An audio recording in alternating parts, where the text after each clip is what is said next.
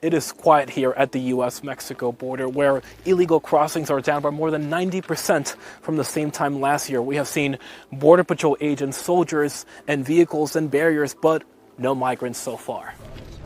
President Trump has shut down the U.S. asylum system, empowering officials to swiftly deport migrants without processing their claims. He has also deployed thousands of troops to the border and tasked the military with deportations. It's a crackdown felt across the border in Mexico.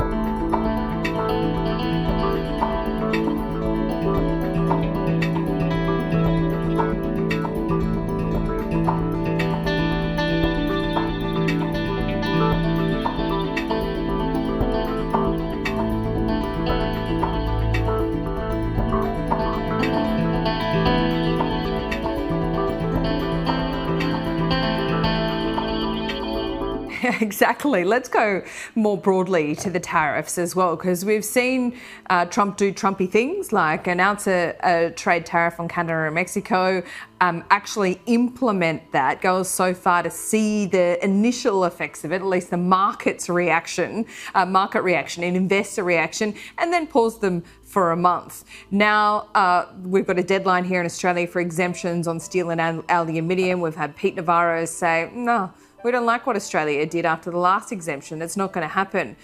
But how do we read all this, Mick? Please translate and interpret.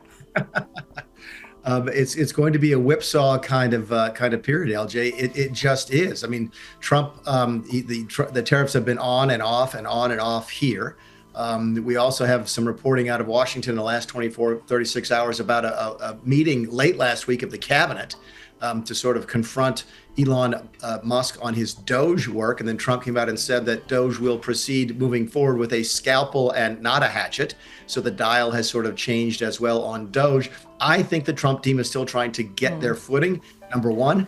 And number two, Donald Trump still looks at the markets, and when the stock market loses 1,000 points in a couple days, he really doesn't like that. Yeah, that's right. And you could see it real time as these announcements were being made. I think it was Fox News that had the Dow on the screen, and you could just see it losing numbers and going down as more words came out of his mouth. He wouldn't like that at all. As you say, he really does like smart people, or people he thinks he can do deals with, or people that he thinks that he might get along with. Where's this all going when it comes to Elon Musk and Doge as well? Because there is a meanness to Elon. There appears to be a meanness to Elon Musk's modus operandi here. Is he uncomfortable with that? Any signs that he doesn't really like it? If I wanted to be charitable, I wouldn't describe it as a meanness as much as a directness, and that is different than government. I mean, that's not what government is used to. What Musk is essentially trying to do, Laura, is to bring some of the principles that he brought to someplace like SpaceX into the federal government. Just absolute passion about efficiency and transparency and the like, and that's not what government does. So we all knew it was going to be a rocky road. Musk pushed harder than even I thought that he might, and some folks have started to push back. So that tension is probably natural. My guess is they'll find an equilibrium, and they have to, and that's why I think they will, is that Trump can't get rid of Musk, and Musk can't get rid of Trump. So they have to figure out a way, at least for a while, to work together. My guess is they will. Yeah, I mean, broadly, it's got to be popular what Musk is trying to do, and he's exposed all these inefficiencies and how many billions of dollars are being spent every day without those checks and balances. But on the other end of that, Mick, this has been able to go on for decades. So there is a real human cost to that as well, even though it is fair to be clamping down. It is. It's certainly fair to have the conversation, but keep in mind, Congress votes on every single dollar that is spent in the United States in some fashion or another. So somebody voted for those programs. Even as Trump read that list last week in his speech to the joint session of Congress about all the awful spending that he was going to stop, and the Republicans jumped up and started applauding, I couldn't help think to myself, but they voted for every single one of those things. So yeah, there's going to be that tension. It's always hard to get spending bills passed. The government runs out of money, I believe, at the end of this week, by the way. We'll talk about that next week, see if it's shut down by then or not. But it's easy to sort of draw attention to some of the spending abuses, but really, really hard to pass spending legislation. And I think that's where Elon Musk finds himself right now, that no man's land between those two places. Mick, fascinating as always. Always great to talk to you. We'll see you soon. Thanks, Laura.